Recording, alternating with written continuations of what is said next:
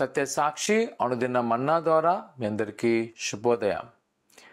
నేటి యొక్క సూచన మాట సామెతల గ్రంథము 10వ అధ్యాయము 24వ వచనము.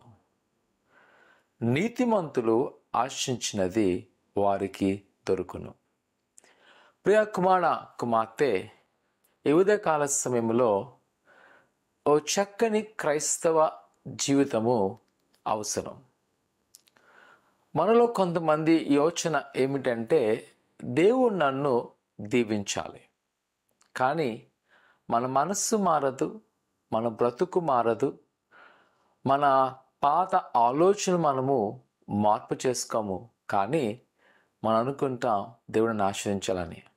దేవుని యొక్క వాక్యం ఇక్కడ తెలియజేస్తుంది, నీతిమంతులు ఆశించిన దాన్ని వారికి దొరుకును. దేవుడంట ఎవరైతే ఆయన వాక్య సెలవిచ్చిన ప్రకారము ఆయన రాజ్యం చేరేవారు మారు మనసు పొందవలసినది. ఆ మారు మనసు పొంది క్రీస్తు వంటి లేదా ఆయన తెలియజేసిన మార్గం ప్రకారం నడిచిన వారంట వారు ఏదైతే ఆశిస్తారో అది వారికి దొరుకును. ఈరోజు నేటి దినాన నువ్వు దేవుని యొక్క దీవెన కావాలనుకున్నప్పుడు, నీ కుటుంబం వర్ధిల్లాలి అనుకున్నట్లయితే, లేదా నువ్వు అనుకున్న ఆశలు నెరవేర్చబడాలి అంటే దేవుని యొక్క వాక్యంతో ప్రోత్సహిస్తున్నాను. ఆయన యందు మనము సరైన మార్పు కలిగి జీవిద్దాం. ఏదైతే ఆయన మన పట్ల కోరుకున్నాడో అటు విధముగా మనము ఆయన్ను అనుసరిద్దాం. ప్రార్థన చేసుకుందాం. పరిశుద్ధుడా దేవానికి వందనాలు. ఈ ఉదయకాల సమయంలో నిత్యమైన నీ యందు విశ్వసించువారు నీతిమంతులుగా మలచబడుతున్నారు.